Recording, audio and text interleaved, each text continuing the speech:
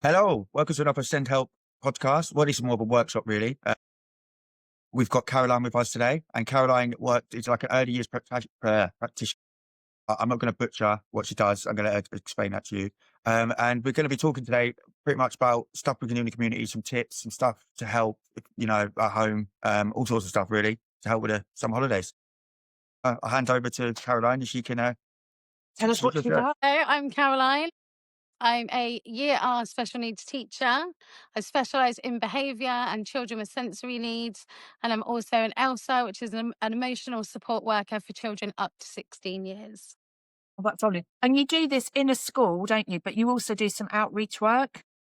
Yeah, so I work in a school and I also work in my community doing like home help, which can range from anything from just going into the family home, helping them with like communication, or if they want a bedtime, help with a bedtime routine, or it could just be respite for the parents.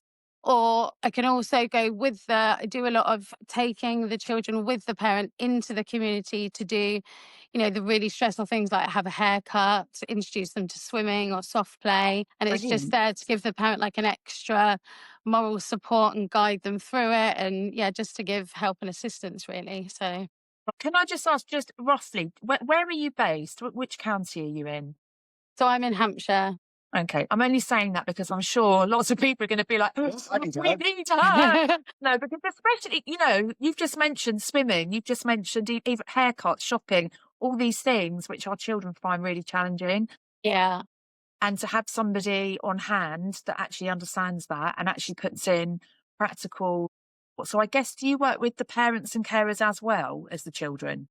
Yes, I do. And also when it comes like things like haircuts, there's a lot of work that we do. And sometimes it could take weeks where, we take photos and we show them in the photos, we record what the clippers sound like and play the clippers around them and get them used to, put like a apron on them that they use in the barbershop and just do all of these things as a slow progress week after week to eventually get them in the barbershop and get the haircut.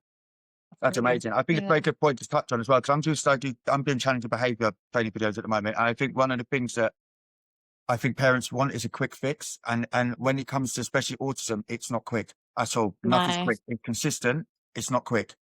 Yeah, I'd And doing the agree. stuff like you just said is very, very, that's what you need to do. Break it down to every mini step sometimes. Not all the time, depends on the level of autism. But as we said, like down to the barbers, like even getting used to like going in and then coming out without even getting a haircut. It's little things like this Yeah. that parents that we're helping with the training. Yeah. To walk there, what it's going to Yeah. look like. The more you can do the stuff like that, we used to do that a lot in our own school, didn't we? Yeah.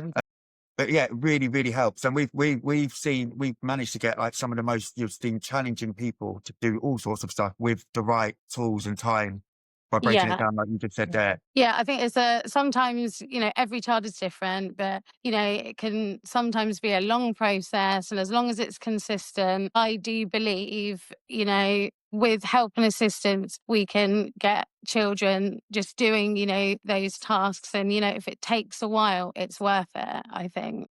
Absolutely. Yeah, it does take time. As I said, it's a building relationship as well. You've got to forget that, Yeah. especially if you're coming in to help, that you need to the first few weeks to build a relationship. They need to trust you to even do this thing that they're frightened of their life to do. Like, Yeah. it does take time. It's not, unfortunately, but I think again, when you've got multiple kids and stuff, this is where it starts to be hard for parents, isn't it? When you've got one of them that's like that, another two that you've got to look after. So it's good that you're doing Yeah. stuff like that. Yeah. Yeah, so I work with a lady. So she's got 3 boys. She's got 6-year-old twins, and she's also got a 4-year-old who have all got God, autism. God.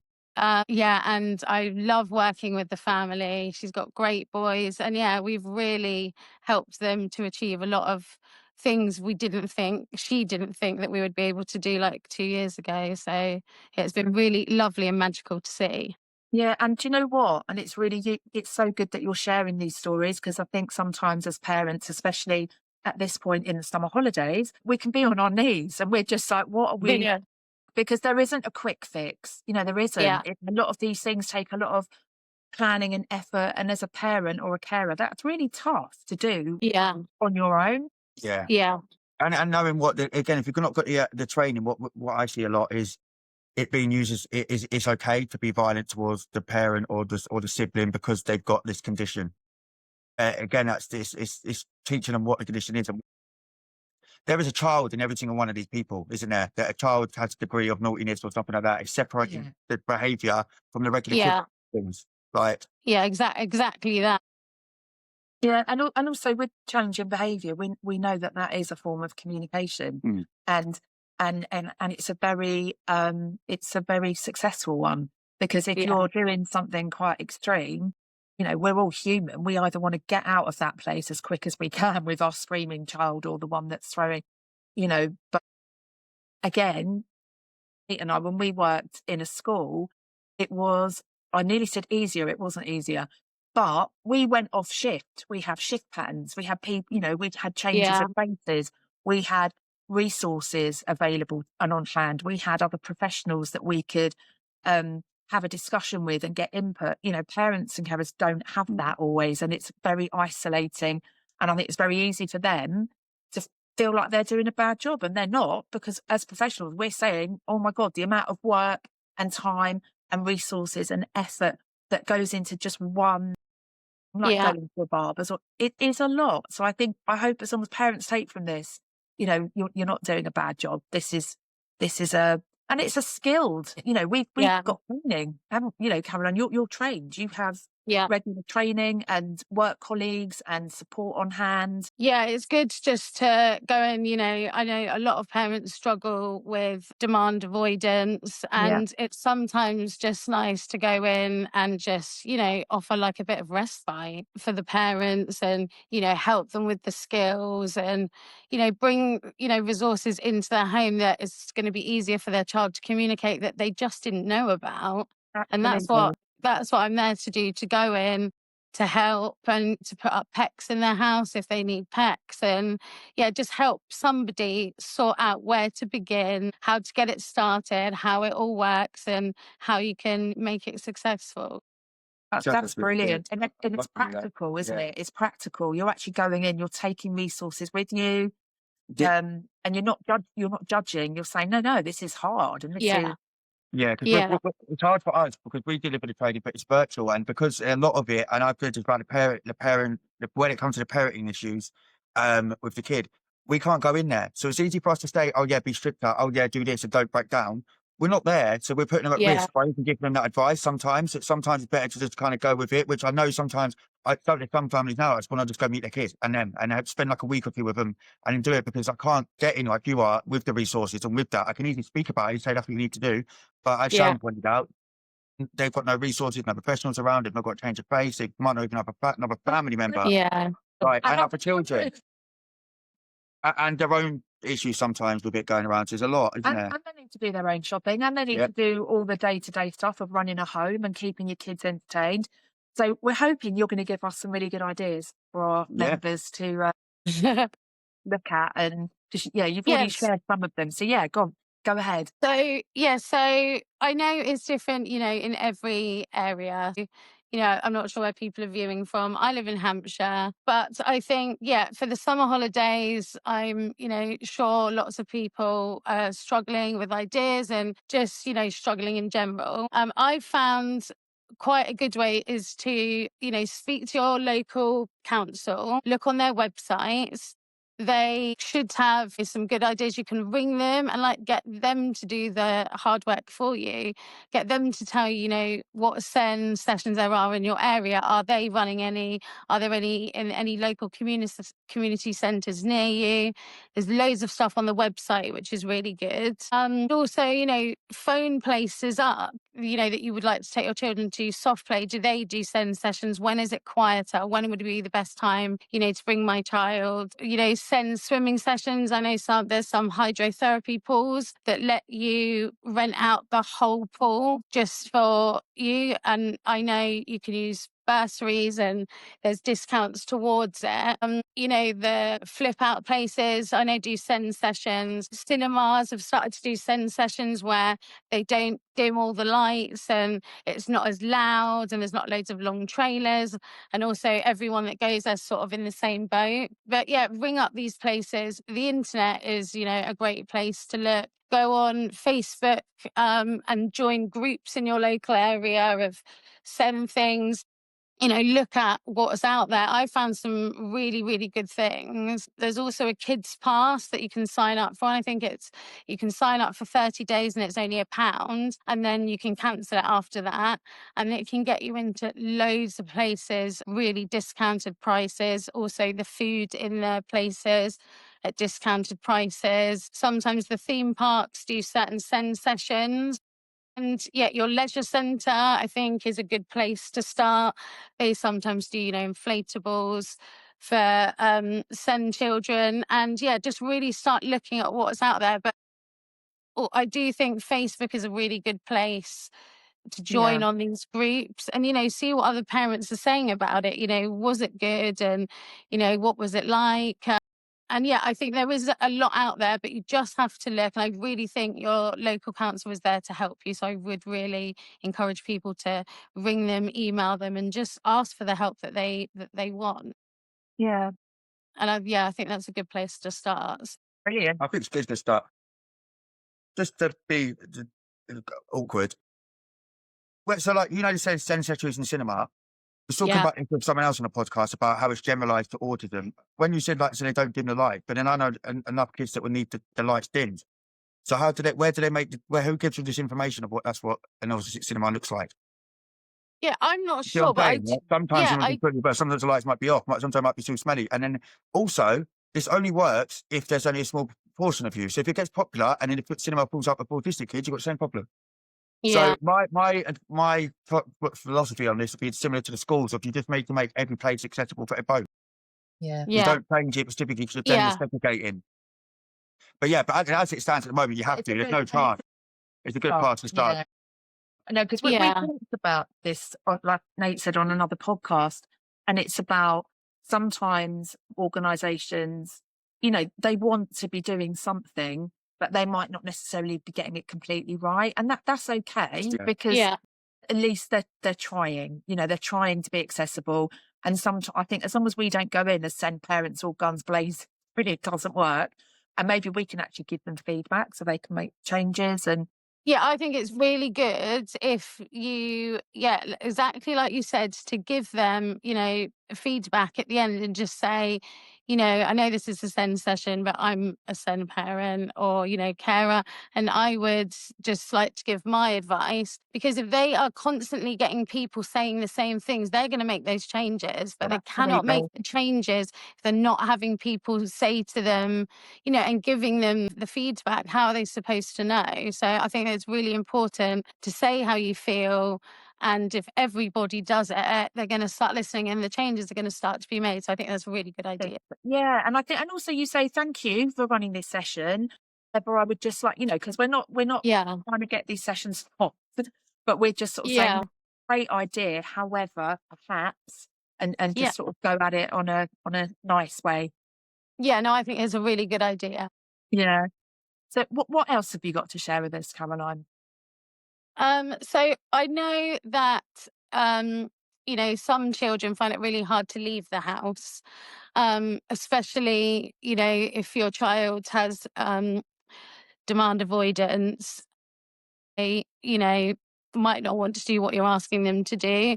And so I know there's a lot of parents that are stuck at home where their child just doesn't want to go out, is too anxious to go out, finds it too chaotic, too noisy.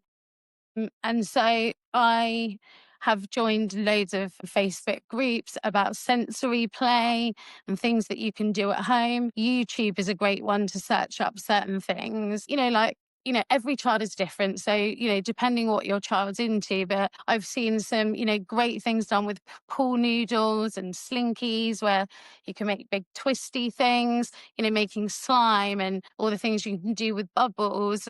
Water play, I know, is a real popular one. And yeah, I've seen and collected, so many different things that aren't cost effective, that don't cost a lot of money, and they're cost effective. And, it's like ingredients making different Play-Dohs and whatever your child likes. And, if they're into numbers or letters, Disney characters. I've just seen so many great things out there this summer, and I think YouTube's a really good place to start. I've also seen that Amazon a really good place to look for also different, sensory things. And so, there's things to do in the home, loads of different activities. It gives you that opportunity to connect with your child as well. And it might not be for very long, but if you find something, like you were saying, you find an area of interest and then you're actually doing something together, even if it's only for I'm going to say 15 minutes, that might even be pushing it. Or some children will do it for a really extended amount of time because they get really focused. And that's a really good time for connection and for, because the rest of your day might not look like that, and it might be chaotic and it might be loud, but you just have those moments of positive interaction. Yeah. Will you be able to share? Can we share some of these So, on our platform? We'll do like a document or something they can all. Yeah. So I think this is lovely, and it's just, it's just giving parents and carers ideas, because sometimes we are just on our knees and we do not know where to turn and we don't know what to do. And just being able to go, oh, do you know what? I might try that. And then doing something that somebody else has prompted you toward. Does that make sense? Just so that you don't feel, because it's hard, isn't it? You have to come up with all the ideas on your own. But like you're saying, there's a lot of stuff out there. Yeah, I think there's a lot of stuff out there, and I'll say it again, like the Facebook groups that you can join for parents. There's also other parents on there that, are writing experiences, or they tried it. And there's also, you might start, making friends with people on there and actually having someone to talk to that's, in a similar situation to you. So, I do think it's a good thing. Yeah, definitely. I think it's very important to break the home thing, because that's another thing that we're going across a lot. There is a lot of people stuck at home, a lot. Yeah. I don't know where this wave has come from, but there is a lot of kids now that really, really struggle going out, and not just to school, just in general. So they've locked down to school, and it's one side of it, but some people are trapped by their own kids at the moment, and it's not good for anyone, is it? Like, do you know what I mean? It's like being in COVID again, and think of what that done to people's mental health. If you've got a kid that's like that, he's 9 years old, he's done that for 9 years, you've been in COVID for 9 years, and that's not going to be great in mental health or your relationships with anybody else. Or children, that's the juggling bit. There's not many people just have one child. I think I would, if you knew the issue for your first one, would you have had another one? So I think this, if you could go to the diagnosis stage and be like, right, they've got this, shall I chance it again? Probably wouldn't. Yeah. I've got all mum and dad before even one got diagnosed. That's like shit. But that's hard. So even finding an activity, maybe, because sometimes you want to find an activity just to do one-on-one, but others it might be actually joining this, getting the sibling group to join in with something. Even if it's only briefly, we're not sort of telling everyone to sit down and do it, but even if you're walking in and out of it. I find cooking helps. I get them to do like interactive cooking. Sometimes I do like a massive meal that they can just like, I just get dry like ribs, like unseasoned ribs, and we'll make the ribs a bit of barbecue thing and bring it up for the whole day. But you can get them all involved in different bits. Yeah. But again, they're kind of practical because sometimes they can't bother. My middle child's like, Calvin's good at it. Yeah, but that's a really good natural thing that you do every single day. That if you just included your kids into that, that's something that we did that. And it's like, well, no, you have to make your lunch. It's not like there won't be any lunch if we don't. If I have to do it with shopping, I'm like, well, you're not going to go shopping. Well, how are we going to eat? Yeah, because I'm not doing it. It's like, I don't care. You eat more than I do. It's so hard. It's so hard to try and juggle everything if you've got other kids. Some parents are still trying to work. Some parents are not working. Like, it's just so much of a juggle. And I think, I'm a parent. The summer holidays are hard. And I just can't. I'm always happy to send them back to school in September. It's fine. We've got one of our members is in Scotland, and so although it was really hard because obviously hers broke up earlier, they've gone back and she's posting on the app. Everyone's like on their knees going, "Oh God!" And she's gone for a sunbed and she's gone for this. And I just thought, no, do you know what? I'm going to big you up here because actually she was on her knees way before we were because their holidays are different. And I actually just said, well done for taking time for yourself, because sometimes we forget to do that and you have to grab every moment because there aren't many. No, there's not. There's not. No. So what other, have you got anything else that you wanted to share today? That's right. I just think, if you are struggling, I think you should always, reach out to your local council, to, your school, and, there is help out there available. And I think just especially, finding it, isn't it? Yeah. Yeah. And I think, no one should be alone in this. There's help out there available. It's also really hard for people to ask. Yeah, And absolutely. I just think there's so many people out there that want to help. And, I just wouldn't want anyone to feel that they just were, stuck or, there's so many people out there to help you with ideas and support and be there for you. So reach out if you feel like you Yeah. need to. Maybe we could do like a page.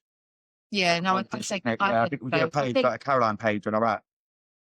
Caroline said, because do this, make this. saying is where SENDhelp has come from. Yeah. Because we Yeah. are just so aware as SEND parents ourselves, also working in the profession, whether as carers, whether as teaching, whatever, your life and it gets smaller. Like your experiences or Yeah. connection with family, with friends, with being able to go out and just do things that everybody takes for granted, like get your flipping hair done. Yeah. I mean, it's impossible. And so SENDhelp, it's like people can actually say that and you're not judged or you're not thought Yeah. because it's like, no, actually, this is really hard. I can't just go to the hairdressers or I can't take my child shopping because they go completely crazy. And I didn't Yeah. see them last night and I'm on my knees. And it's just having a place where people can feel It's bad. not isolated. Yeah. It feels bad, but I like it because I always feel that there's always someone else that trumps my story. I love it. Like, so I go, like, Yeah. I think I'm having a bad day and someone puts something else. I'm like, oh, my kids ain't that bad. Yeah. Like, so, but Yeah. it's good. Like, Yeah. then No, one day, yeah. one day, Yeah. and they were like, I don't know, my kids never done that, mate, little fucking shit. But that's the good thing. It changes every day. And that's okay too, because we're human and our kids are human. Yeah. It's different. What's good to see is different people. It's not the same person. It's like Yeah. random people in the mornings just pop up, just struggling. Like it could be any one of us just having a bad morning. Yeah. And it's good just you can put it out there and people not even judge. Be like, yeah, me too, or that happens to me last Also, week. when I go in and help in the families in the community, I'm not the child's mum. Yeah. So, I know they take it out on the person that they love the most. I'm not their mum. And so generally, I come in there, they know I mean business. And, normally I've built up a relationship with them already. They know I mean business. And just generally, because I'm not their mum, they generally will just do it a little bit easier. Yeah. And that's So hard as well, isn't it? yeah, For a and parent or carer. it is really hard, but sometimes they, just want the help and sometimes you just need to get your child's haircut. Yeah. So yeah, and we just always build it up to I'm not going to be there forever.